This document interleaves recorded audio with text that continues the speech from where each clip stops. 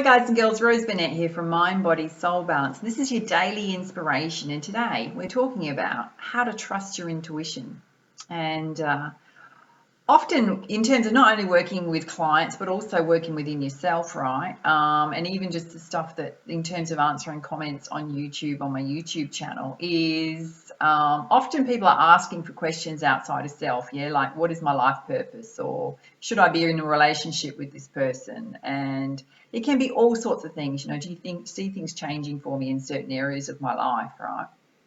And often when you kind of at the basis of those questions, there's no judgment in that. Yeah, we can all often have those questions that come up for us from time to time. Yeah. When you're outwardly seeking answers though, you're taking that responsibility for self away from self and pushing that responsibility for how your life goes onto other people, right? Versus if you can understand bringing it in to self and going, well, actually, what's in alignment with me? Nobody knows other than you what makes you satisfied in a job, in a relationship, what makes you happy, right? Only you know that. When you start seeking answers outside of self, you give your power away, right? But it also is underlying that is not trusting yourself in terms of your inner GPS system, your gut instincts and your intuition and your wisdom, right? And it comes from moving away from tapping into that emotional side of self. It's about you, in some aspects, you've lost a connection with self, yeah, or you're not tapped into it fully. And what do I mean by that? What are you passionate about? What are your values? We all have different values. Your values are going to be totally different to mine. The person next to you's values are going to be totally different to yours, whether you're in a relationship with them or whether they're a perfect stranger, a friend, a family member, whatever. Everyone's totally different on totally different paths, right? And often trusting your intuition is, we grow up and we can get imprinted on by the values of other people. So you've also got to be mindful of that. There can be confusion that comes up for you because some of the imprints, karmic imprints that have been placed on you from a baby upwards, right, can go right through to adulthood. Your caregiver's values. Some of those can be great. And they often teach us the difference between right and wrong, yeah. But some of them are actually not aligned with who you are as a person in terms of your soul light, your inner child, who you are at a core level, your divine gifts and talents, yeah. And obviously as you come into adulthood, that ability for you to figure out what your core values are, because our core values is what we live by, right? They're our sense of integrity and how we show up in the world. They're the things that tell us what feels good for us versus what doesn't. What are we going after in terms of what do we want to go for in terms of our goals and dreams? It's those things that are of value to us, that mean something to us, yeah? So when you move away from trusting your own intuition, often you can end up in relationships that aren't good for you, that aren't great for you, that you're struggling with, right? Because they're going against who you are as a person, your values, or they're just not satisfying you. There might be something within the other person that they need to address, but you're ignoring your gut instincts and your intuition that are telling you it's not right for you. Often you can stay in relationships for all different sorts of reasons, and you can often make choices about love partners by ignoring your intuition. The red flags, yeah. When you do that, you end up in a situation you don't want to be in because it doesn't work out that well for you. I've been there, I've done it myself, right? We've all done it. Yeah, we've all done it for all different sorts of reasons. So you can also take jobs that are offered to you and they might sound great, right? But there's something within you that goes, oh, I don't know about this one, right? Whether it's the people, whether it's what the job's about, whether it's the environment, right? But you take it anyway. Yeah? How many times have you done that? And you get in there and you go, oh my goodness, I wish I'd trusted myself because there's something I knew there was something not right with this. Yeah, that's your intuition. And then you find yourself in either in a job where you've got a manager that drives you crazy, or it's a highly stressful work environment, it wasn't what you thought it was going to be, but within you, before you took that job, right, there was something in you that's going, even if you had to do it for the money, right, there was something in there going, there's something wrong about this for me, yeah, you've got to start trusting it, yeah. You know, I can cite off experiences where, because I've worked not only for myself in many different businesses, but also in the corporate world. And I'm just going to give you a few examples of going against your intuition, right? So that you know the difference, the contrast, and, you know, you can relate to it as well as into your own life. And I can remember having a job that was in project management. And whilst I was very good at project management and change management and all that kind of stuff, right, I've always had this bigger vision in terms of, I've always been somebody that's had the big vision in terms of organisations and doing the right thing overall for the organisation, right?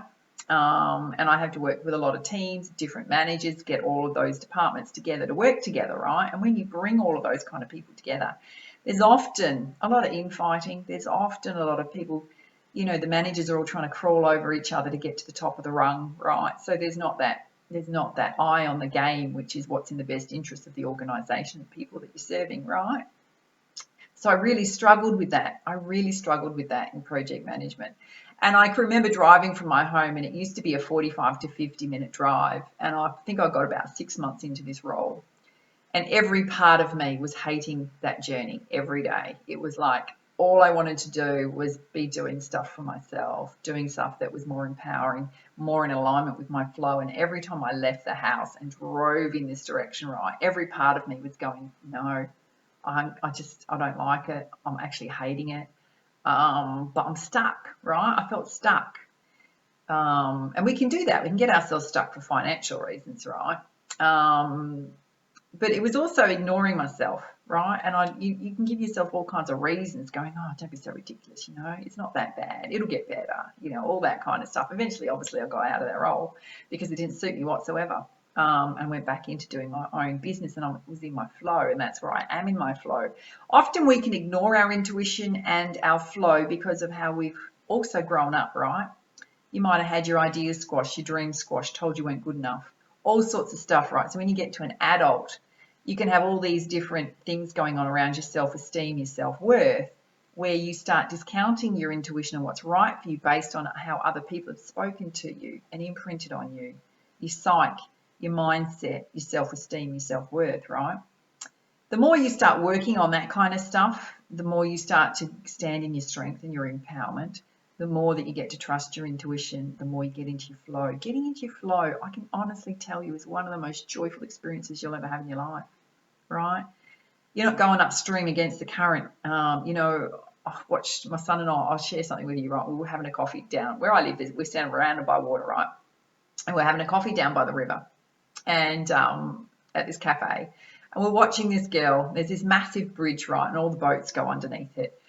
And she was on a paddle board. She was trying to go against the current, right? Trying her hardest to go against the current. And the current just kept pushing her backwards, right? And we're watching this. We were laughing, dare I say, going, this is the funniest thing I've seen in quite some time. And we're both going, I wonder when she's going to give up. I wonder when she's going to recognise that she's going against the flow, right? Instead of making it easy for herself and going that way, right? With the current, yeah. And she just kept trying and trying, right? And then she did give up. And we went, oh, there we go. It took her about 20 minutes to give up. That's going against the flow. That's going against the flow of life. It's always going to push you the other direction when you're trying to go up really hard, right? You know the difference between trying to go upstream against a current. It's going to wash you backwards, right? It wants you to go that way in your flow. It's something to be mindful of when something feels, and I don't want you to put going off, like going for big goals and dreams that seem really hard, because that's different, right? That's about pushing through limits and barriers, right? But there's a difference between going after something that's in line with your flow and you're joyful about, but it's challenging to get there, right? You're always going to encounter that in life. But when every part of you is going, I don't enjoy this, it's not lighting me up, that's going against your flow. You're not trusting your intuition, right? In terms of relationships, you know, it does take a while to get to know people. Yeah, absolutely does. And you have to give people the benefit of the doubt. And sometimes people can be having an off day. They might be reacting to stuff rather than responding to it. There might be stuff and stresses going on in their life, right? If it happens twice, warning sign, hello, wake up, right? You've just given yourself 2 red flags. If it happens 3 times, that's who they are. It's a behaviour. It's something they've been doing for ages, right? At that point, you've got to go, does this align with my values? Does this align with what I want in a relationship? Is it ever going to change? If you bring it up and it still happens, that's the person, right? Everyone has the ability to change things around them if they're willing to, right? But that's when if you're in somebody that jumps from relationship to relationship and you don't give yourself that time out, you can come into a relationship being in a needy place, right? When you come into a relationship in a needy place because you want connection with someone, you're not really looking closely at that person in terms of, are they going to meet my relationship needs? Do we match on the important values in life? You're never going to match on all of them because you're both totally different people, right?